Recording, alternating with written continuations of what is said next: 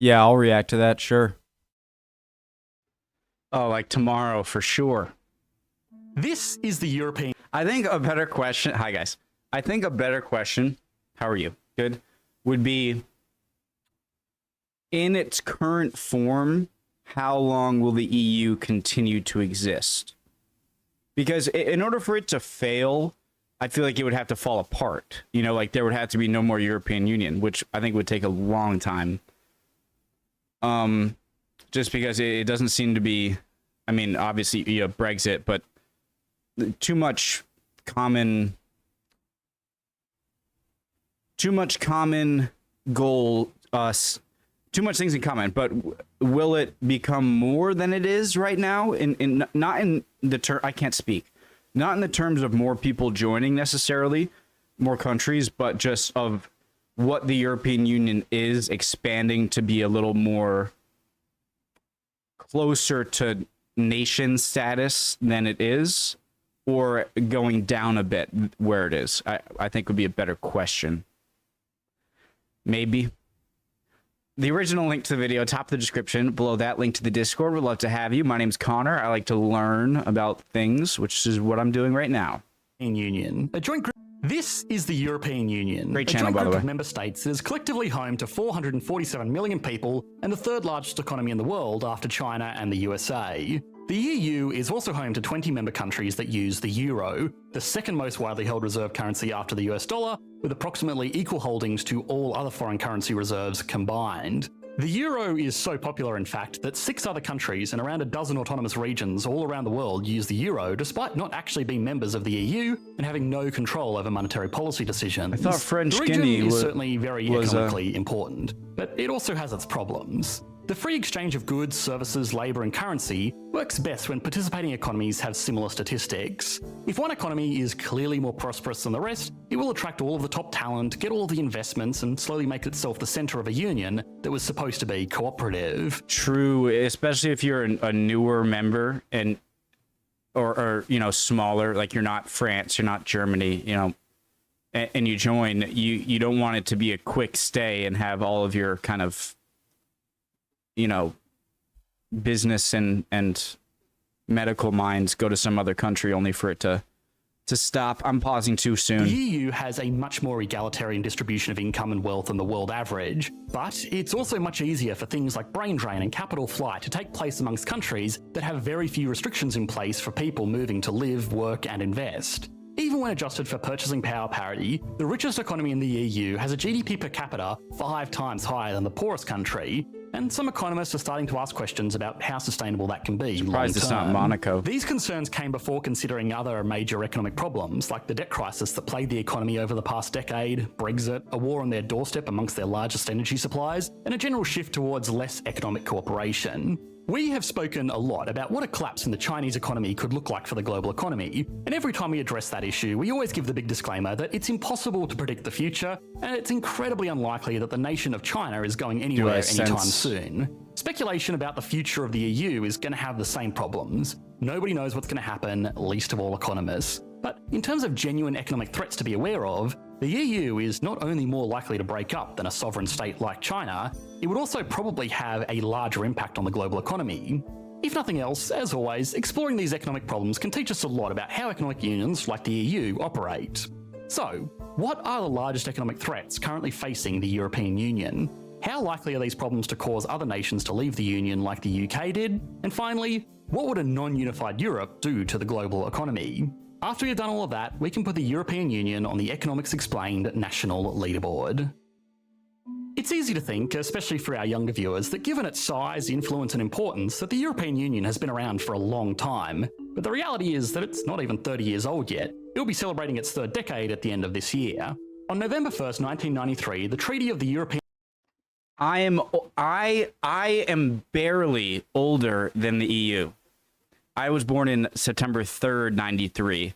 So I was, what, almost 2 months, about 2 months old when the EU, dang, I'm old, wow. The European Union was signed by the original 12 member states. The plans outlined in a very hefty book called for shared European citizenship, the eventual introduction of a shared currency, aligned foreign policies, and combined police and judicial cooperation. The original 12 member states were not entirely random. They were all members of the European Communities, which were 3 organisations: the European Economic Community, the European Coal and Steel Community, and the European Atomic Energy Community. The first 2 communities were rolled into the operations of the EU, and the Atomic Energy Community still to this day technically remains separate and focuses on safety and development of nuclear energy, the control of nuclear weapons, and research into nuclear technologies like nuclear fusion in collaboration with other international organisations like ITER. Before the European Communities, there was the Council of Europe, the Western European Union, and around a dozen other groups that came together with the goal of unifying European countries on the grounds of economic cooperation. After the First World War, the benefit of having a mutual community and some level of interdependence between the diverse group of European countries, or with long and checkered histories and rivalries, became clear. After the Second World War, with the development of nuclear weapons and the growth of communist powers to their east, the motivation to unify turned up to 11. Man, if nuclear weapons never existed, I wonder. There's got to be an alternate history video of what if the Manhattan Project never got started, right? Like nuclear weapons, maybe they were theorized, but not much research at all, right? So no one has nuclear weapons. The war ends, and so the drive to create one dies down, right? But I would imagine there would have been many more large-scale wars, or at least a few, since World War II if they weren't created. And so that would be really fascinating to think about, just because of, you know, the mad, mutually assured Some proposals that gained a surprising amount of traction even called to create the... With the development of nuclear weapons and the growth of communist powers to their east, the motivation to unify turned up to 11. Some proposals that gained a surprising amount of traction even called to create the United States of Europe, but the long-established nations that would become member states of that union didn't like the idea of giving up their sovereignty. The EU got the balance just right. It introduced a lot of the benefits of being a single unified country, but still let the members retain their sovereignty, national identity, and a good amount of their political autonomy. The EU also came about at the right time. 1993 was post-Soviet Union, and right as the world was well and truly into the swing of international trade and economic cooperation. Of course, it's impossible to say for sure, but had the EU been formed shortly after the end of the Second World War, it likely wouldn't have been able to foster the level of interdependence and cooperation it has now, because countries just traded less back then. There wasn't modern financial infrastructure in place to make cross-border businesses and transactions as easy as they are today. Travel was much harder for people to move and work across borders, language barriers were much higher, and economies just generally were more self-sufficient because global supply chains had not really become a thing yet. Most of the stuff that people bought back then would have been produced in their own home country, unlike today where most of the stuff we buy is produced abroad and shipped in. This is important because the EU has policies in place to make trade amongst member nations easier, but they also make trade amongst external nations harder. This means countries benefit from being able to freely trade their goods and services and even labour forces around amongst other member countries with no import tariffs, quotas or working restrictions, and they also benefit from the protections that the EU imposes, so it's much harder for local industries to be undercut by cheaper centres outside of the EU. Combined, these are the factors that really hold the EU together. Not the headline features, but what's really in it for the countries that have signed up. Those are the benefits of political cooperation, the benefits of free trade, the benefits of a shared currency, and the benefits of being able to work freely across borders. That last one is a benefit both to the countries in the EU who get to hire from a larger pool of skilled labour, and to the workers themselves who get access to job opportunities all across the continent instead of just in their home country. It's important to remember that the EU is made up of democracies, and governments will make decisions to stay or leave based on the will of their people, even if those decisions are not entirely the best macroeconomic move. Guys, is this fair to say that I feel like Europe is a special case around the world because there's been so much killing between each other for so long that I think, and well documented. Obviously, you have Far East, you have China, you have Middle East. There's been a lot of, everywhere has seen wars, but I think that the most Europe, you completely disagree with me. If this is stupid, it might be stupid. It's just a thought, okay? But I feel like European countries have had more recent warring with each other, really devastating warring, than the rest of the world has with their neighbors. I know that might sound really, really, really stupid, but I don't think it is, because a big question of mine of why I'm hesitant that the EU will ever be is that I think that at some point people will want to preserve their own identity and culture over just economic benefits. But I think that Europe might have enough experience with everyone being different that maybe that could help them be more of a All of these benefits also come with striking the right balance between a centralized authority and maintaining national autonomy. If the EU had much more control over its member states, it would just become a country, like the proposed United States of Europe, and a lot of members wouldn't be happy with that and they would just leave. If the EU had less authority, it wouldn't be able to manage and enforce the rules it needed to make sure that the member nations got these benefits. If the EU was to fail spectacularly, or even just gradually lose members, it would be because it could no longer provide these benefits or maintain that delicate balance of authority, and a lot of these are already under threat. The global pandemic broke a lot of production lines as governments acted to slow down the spread of the virus by shutting down factories and controlling shipments. It also slowed down workers crossing borders and made working from home much more common. The war in Ukraine has further pushed the ideas that countries should maintain their self-sufficiency so they're not totally helpless when external shocks stop the delicate supply lines that they've become so dependent on. Since the EU sells itself so heavily on the free trade that it enables, this trend is a major threat. Working from home has also made working from anywhere possible. Of course, there are a lot of jobs that require people to be there in person, but most economies in Europe are highly service-based with roles that can be done remotely by foreign workers who don't need visas because they'll never even enter the country. This is also making it possible for companies within Europe to look outside of Europe for highly skilled workers or workers to do the job for a lot less than their European competitors. Of course, this is an anecdotal example, but the team here at EE has researchers from the UK, Canada and Germany, editors from Greece, Morocco and Ukraine, and then of course there's myself from Australia.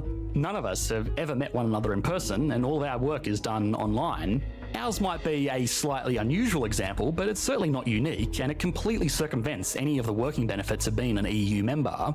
In 1993, when the EU was first being formed, this kind of cross-border work was unimaginable, so the benefit of being able to hire workers from other countries and being able to work freely anywhere in Europe was a much bigger deal than it is today.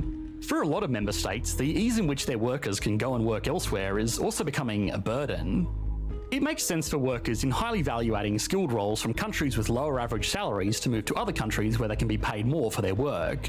An engineer in Romania would earn a lot more by going to work in Germany than they would by staying in their own home country, but this means that Romanian companies miss out on workers or have to increase their salaries to compete with their much more economically established. Or even worse, you're putting a lot of trust in these other countries by joining it. Like he's pointed out earlier, if European Union does sort of fall apart, and all of you who are really skilled at, engineers, doctors, whatever, the really high educated jobs, a lot of them fled to somewhere else. Maybe they'll stay there. And then now you're out of the EU and you lost a lot of your brain power, EU partners. This is a process called brain drain, and we've recently made an entire video on the topic, so I don't want to repeat too much here, but in Europe, brain drain is even more of a problem, because unlike someone moving from India to the United States, someone moving from Bulgaria to Ireland wouldn't need to apply for a visa and go through the approval process. They could just move and find a job. The benefits of a shared currency are another double-edged sword. On one hand, they make trade and commerce between member states much easier. They also give those states access to a world reserve currency, which attracts much more confidence internationally than any of their own currencies would individually. Possible exceptions would have been the French franc or the German Deutschmark, and of course the British pound, not that that particular example is relevant anymore. All of the other countries in the EU would be forced to conduct their international trade and borrowing in an alternative reserve currency, which can be expensive, complicated, and very risky. If countries can't get access to foreign currencies that they trade in, they can be put in a position where they can no longer pay for vital imports or make repayments on their loans. These desperate situations are playing out right now in countries like Sri Lanka and Pakistan. But again, we've recently done videos on these economies, so I don't want to repeat too much. Sharing access to the world's second most widely traded and widely held reserve currency means that the countries in the EU will never find themselves in that sort of position, even if they do have debt problems. So it sounds like the benefits of a shared currency are pretty compelling, but the drawbacks are also quite serious, especially for countries that are not more responsible with their debt burdens. When Greece got into trouble in the early 2010s, it brought the Eurozone down with it. Now, other countries in the EU certainly weren't free of blame, but most of them probably could have avoided the protracted economic stagnation that came with having to make monetary decisions to look after the weakest economic link. Greece itself was also hurt by using the euro during this time. Normally when an economy experiences a downturn, its currency will be devalued, which actually helps to attract foreign investment, trade and tourism. Because if the Greek drachma fell by 30%, then suddenly a trip to the Greek islands becomes 30% cheaper for international visitors. This would give the country a source of income to help pay its debts, buy vital imports and keep its citizens' quality of life from completely collapsing. Of course, this works best if the country has highly attractive investment opportunities, exports or tourist destinations. Pakistan's currency has fallen significantly in recent months, but the price was... If you're a tourism industry, and I'm saying that, you know, if the value of your currency drops 30%, then a trip toward... This isn't really important to warrant a pause. That will make your trip 30% cheaper, but if you are going to... I think that most average tourists go to more touristy areas within countries who could then kind of raise the prices in that area. So it's not exactly going to be... It's not that important. So, okay. Never really what was keeping. Pakistan's currency has fallen significantly in recent months, but the price was never really what was keeping people from booking their next family holiday in Islamabad. But this process doesn't work at all if the country doesn't have its own free-floating currency. During the time that Greece was days away from bankruptcy, other economies in the EU, most notably Germany, were doing just fine and exporting highly desirable goods and services, maintaining the price of the euro in foreign exchange markets. This meant that the euro didn't get as cheap as it would have if it was exclusively the national currency of Greece, and Greece didn't get the self-correcting market forces that they would have from a normal free-floating currency. The inflexibility of a singular currency is having similar problems today. Even though 20 countries use the same currency, they all have different price of the euro in foreign exchange market, and exporters days away from bankruptcy. Other economies in the EU, most notably Germany, were doing just fine and exporting highly desirable goods and services, maintaining the price of the euro in foreign exchange markets. This meant that the euro didn't get as cheap as it would have if it was exclusively the national currency of Greece, and Greece didn't get the self-correcting market forces that they would have from a normal free-floating currency. The inflexibility of a singular currency is having similar problems today. Even though 20 countries use the same currency, they all have different rates of inflation. Luxembourg's most recent inflation rate is 4.8%, which is high, but not too far outside of the target range. If they manage their own monetary policy, they probably wouldn't need to take drastic action. Estonia, on the other hand, has an inflation rate of 17.6%, which is a problem and would warrant some pretty drastic monetary policy action. The European Central Bank has to set interest rates to accommodate for everyone, which during periods of high inflation, like right now, ends up being ideal for nobody. From a macroeconomics point of view, the advantages of the EU outweigh the disadvantages for the member states. Countries that have recently become members have enjoyed increased growth rates, and overall Europe has become a wealthier place because of the Union. But people tend to see problems more than they see benefits, and it won't be macroeconomists deciding if member states stay in the EU or not. It will be their voting populations. So the next question becomes, what happens if the EU collapses? The only correct answer is, of course, that nobody knows, and it depends on what that collapse looks like. A slow and steady exodus of countries from the Union, like a slow trickle of Brexits, would hurt economic growth over the next decade, just like Brexit itself is projected to do in the UK. The estimates for the economic cost of Brexit range from around 2.5% to 8% of the UK's GDP, but it had some advantages that other countries would not.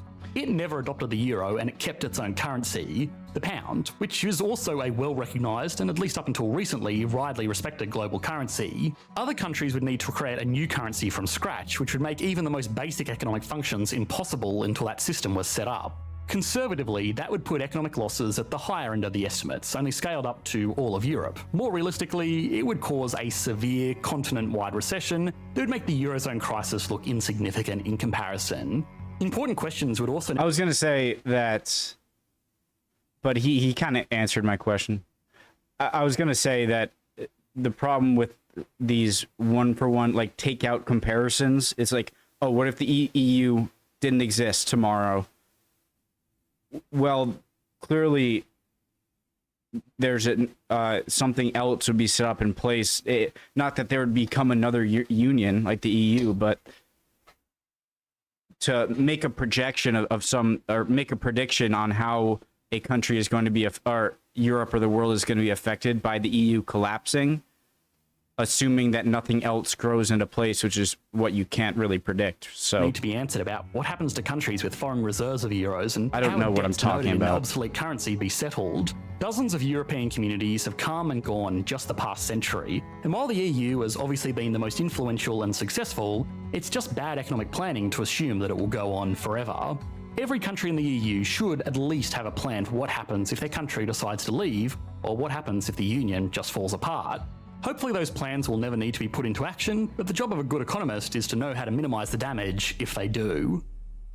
Okay, now it's time to put the European Union on the Economics Explained national leaderboard. Again, this is a national leaderboard, so the scale is not really meant for it, but here goes anyway.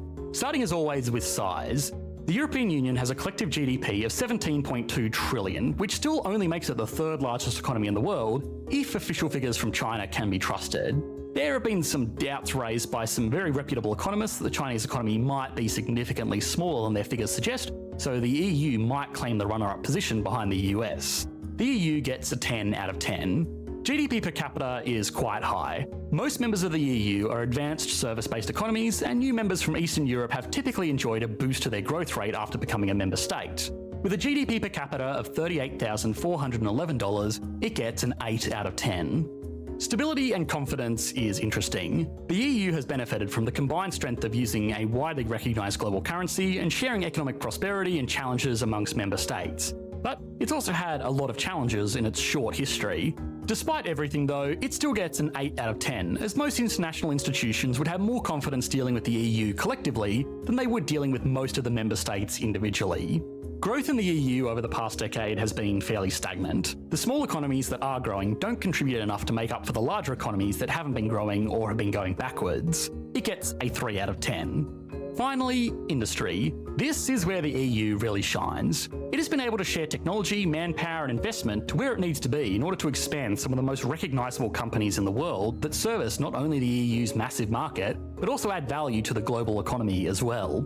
It gets a 10 out of 10. Jeez. Altogether, that gives the EU an average score of 7.8 out of 10, which puts it all the way up here on the leaderboard that, again, was never meant to rank international organisations like this one. Thanks for watching, mate. Bye. Great video as always. Love the channel. I said a lot of things, I'm sure it sounded to people who are more knowledgeable in this stuff ridiculous, but that's part of the process here. I say what I'm thinking, and I hope to hear your guys' comments or learn stuff in the videos, obviously. Hope you guys are doing well. That's it for me today. I'm going to put this up tomorrow, along with the Italy video I did from General Knowledge. And yeah, hope you're doing well. See you next time. Bye, guys.